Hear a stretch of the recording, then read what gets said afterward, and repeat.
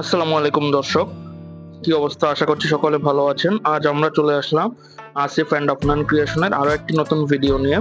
গত ভিডিওতে আমরা জানিয়েছিলাম ঢাকা দক্ষিণ সিটি কর্পোরেশনে এবার কয়টি কোরবানির পশুর হাট বসতে চলেছে। আজকের এই ভিডিওতে আমরা জানাবো ঢাকার উত্তর সিটি কর্পোরেশনে কয়টি হাট বসতে চলেছে। ঢাকা উত্তর সিটি কর্পোরেশন এবার 10টি হাট বসতে চলেছে। এর মধ্যে প্রথমটি হলো স্থায়ী হাট গাবতলী বিরাট গরু ছাগলের হাট। এরপরে বসতে চলেছে ভাটারা সুতি ভোলা খাল সংলগ্ন খালি জায়গার হাট। 3 নম্বরে আছে কাওলা শিয়ালডাঙ্গা সংলগ্ন খালি জায়গা হাট। 4 নম্বরে আছে উত্তরা দিয়াবাড়ি 16 ও 18 নম্বর সেক্টর বউবাজার এলাকার খালি জায়গার হাট, যেটি দিয়াবাড়ি হাট নামে পরিচিত। 5-এ আছে বাড্ডার ইস্টার্ন হাউজিং এর আফতাবনগর ব্লক ই থেকে শুরু করে এন পর্যন্ত আশেপাশে খালি জায়গার হাট, কিন্তু হাইকোর্ট এটিকে আপাতত স্থগিত রেখেছে। 6-এ আছে Mirpur section 6 ward number 6 eastern housing এর খালি জায়গার হাট।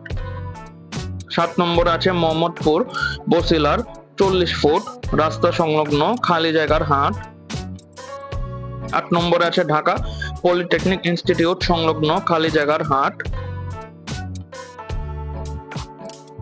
9 নম্বরে আছে 44 নম্বর ওয়ার্ডের কাঁচকুড়া ব্যাপারীপাড়া রহমাননগর আবাসিক প্রকল্পের আশপাশের খালি জায়গার হাট। 10 নম্বরে রয়েছে খিলক্ষেত থানার 43 নম্বর ওয়ার্ডের মস্তুল চেকপোস্ট সংলগ্ন পাড়ার খালি জায়গার হাট।